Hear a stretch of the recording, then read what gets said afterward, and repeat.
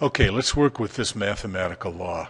It's an expression of the relationship between theta, the angle that some object fills, and its physical size s, as well as the distance that the object is from us. And let's take an interesting example.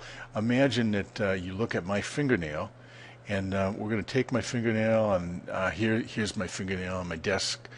And you can see that there's a ruler right there, and you can see that the distance from one side of my fingernail to the other is about 1.5 centimeters, about 15 millimeters.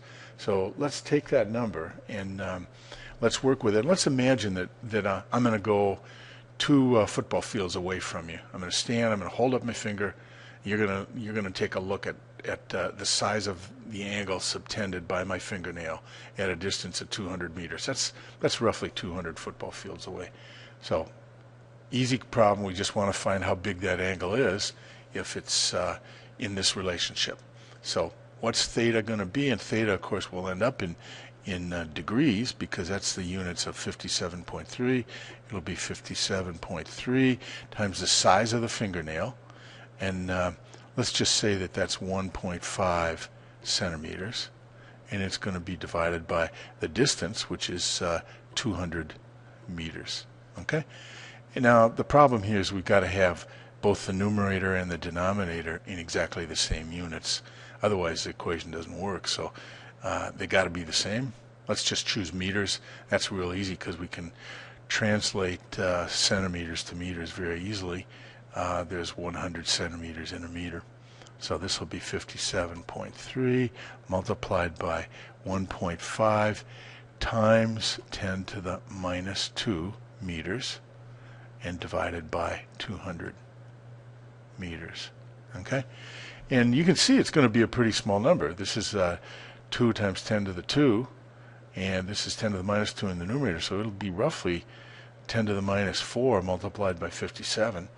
And what do we get when we multiply that out? Take out your trusty calculator, take a look at what the answer is, and what you'll find is that the answer comes out to be 4.30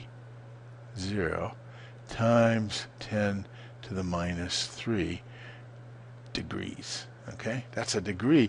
So that's a 4/1000th of a degree. Let's convert it into something more useful astronomically. And the units that we use are arc seconds. We know that there's 60 arc minutes in a degree. There's 60 arc seconds in an arc minute.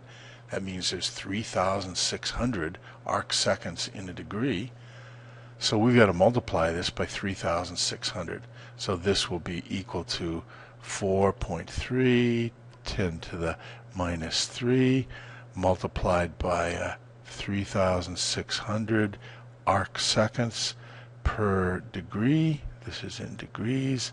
Degrees are going to cancel. And the final answer that we're going to come up with here, if you actually put it in a calculator, is 15 arc seconds. Okay?